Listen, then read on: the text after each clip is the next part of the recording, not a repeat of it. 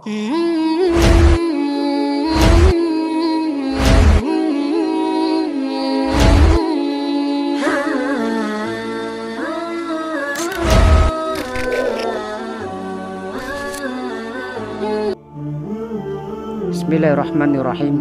Assalamualaikum warahmatullahi wabarakatuh.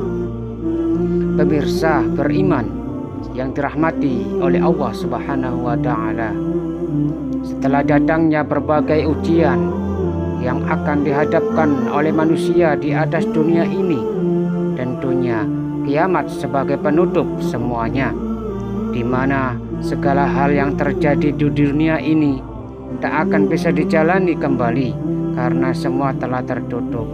Yang tersisa hanya bekal amal yang pernah dilakukan di atas dunia ini untuk menentukan tempat yang telah dijanjikan oleh Allah Subhanahu wa Ta'ala, yaitu surga atau neraka.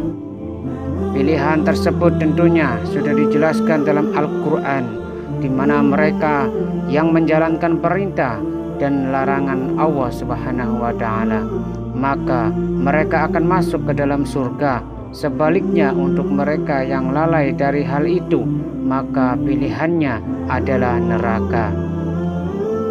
Berbicara mengenai surga dan neraka, tentunya janji Allah Subhanahu wa Ta'ala yang pasti akan terjadi.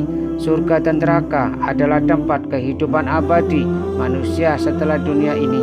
Bagi yang masuk surga, tentunya nikmat yang akan mereka rasakan, sementara neraka sengsara yang akan mereka nikmati.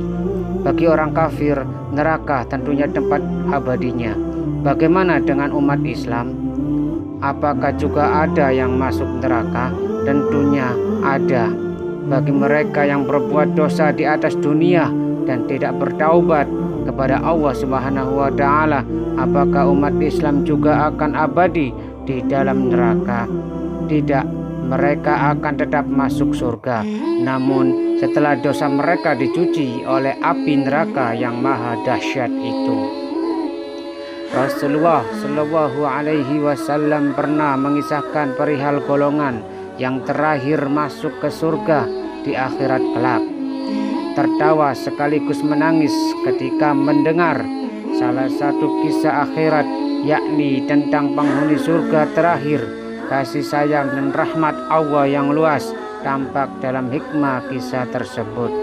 Al-Kisah terdapat seorang yang berada di neraka. Ia terus berusaha melewati dahsyatnya api neraka.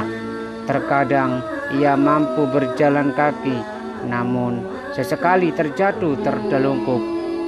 Seringkali hangus dibakar api neraka. Jatuh bangun ia berusaha melewati siksaan demi siksaan. Acap kali berhasil melangkah, ia mengharap bantuan Allah Subhanahu wa Ta'ala. Dengan terlatih dan dalam waktu yang lama, ia pun berhasil meninggalkan neraka. Segera ia berseru, segala puji Allah yang menyelamatkanku darimu. Hai neraka, tentu saja dia bersyukur karena tak ada yang mampu melewati neraka kecuali dia. Namun keluar dari neraka bukan akhir dari penderitaan atas hukuman bermaksiat di dunia. Ia masih merasakan panas yang sangat dahsyat dan begitu kehausan. Ia pun melihat sekeliling dan tertuju pada sebuah pohon, namun jaraknya sangat jauh. Ia pun meminta kepada Allah agar mendekatkannya. Ya Allah, mohon dekatkan aku ke pohon itu. Aku ingin berteduh di bawahnya dan meminum airnya, pinta orang itu. Allah Subhanahu wa Ta'ala pun bertanya padanya, wahai cucu Adam, jika aku dekatkan kau ke pohon itu, apa kau akan meminta hal lain lagi kepadaku? Orang itu pun segera menjawab, tidak wahai Rabbku, aku berjanji tidak akan meminta hal lain, ujarnya yang tak sabar menikmati keteduhan di bawah pohon setelah sekian lama dihukum di neraka saat itu. Pohon yang di hadapan matanya sangat menggiurkan. Allah pun mengabulkan permintaannya. Ia pun berada di bawah pohon itu, kemudian segera meminum air darinya. Namun setelah itu ia kembali melihat sepadang pohon yang lebih rindang dan indah dari pohon pertama yang ia telah berteduh di bawahnya. Melihatnya, lupa sudah janjinya. Ia kembali meminta pertolongan Allah agar didekatkan pada pohon kedua itu. Wahai Allah, mohon dekatkan aku ke pohon itu. Aku ingin berteduh di bawahnya dan meminum airnya. Aku tidak akan meminta hal lain lagi, pintanya. Allah Subhanahu wa Ta'ala pun berfirman, hai cucu Adam, bukankah kau telah berjanji tak akan meminta hal lain? Orang itu pun menjawab, iya benar ya Allah, tapi kali ini saja. Aku benar-benar tak akan meminta hal lain lagi, pintanya merengek. Allah Subhanahu wa Ta'ala pun memaklumi dan dengan kasih sayangnya Allah mendekatkan orang itu ke pohon kedua.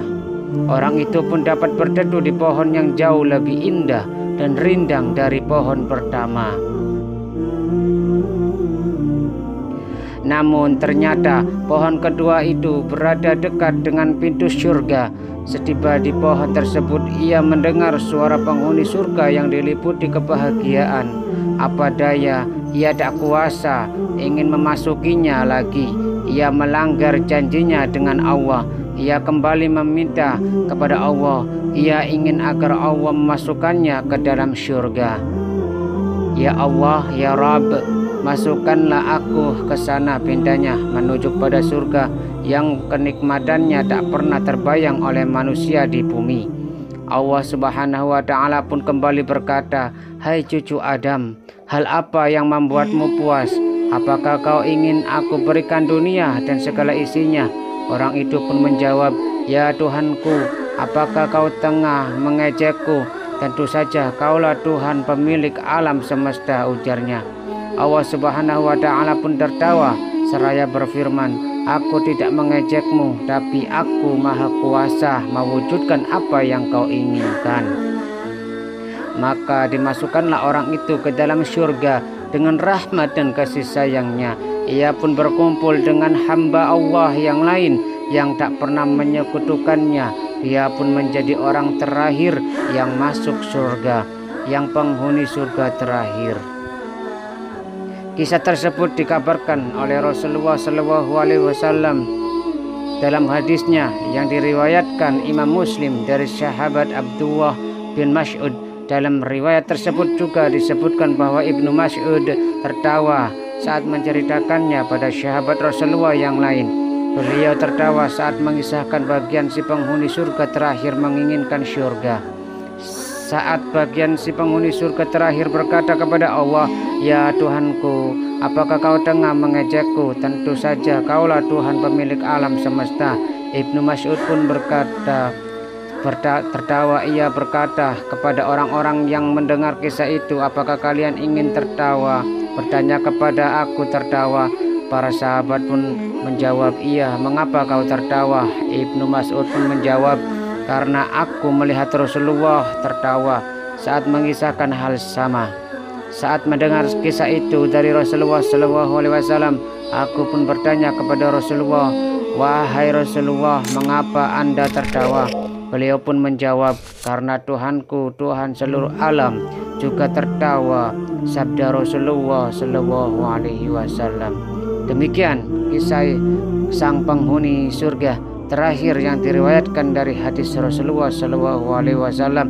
Banyak hikmah yang dapat kita petik, terutama tentang sifat Rahman dan Rahim Allah Ta'ala. Allah Maha Pemurah lagi Maha Penyayang serta Maha Pengampun. Allah Al-Ghafur berfirman, katakanlah wahai hamba-hambaku yang melampaui batas terhadap diri mereka sendiri, janganlah kalian terputus asa dari rahmat Allah Subhanahu wa Ta'ala.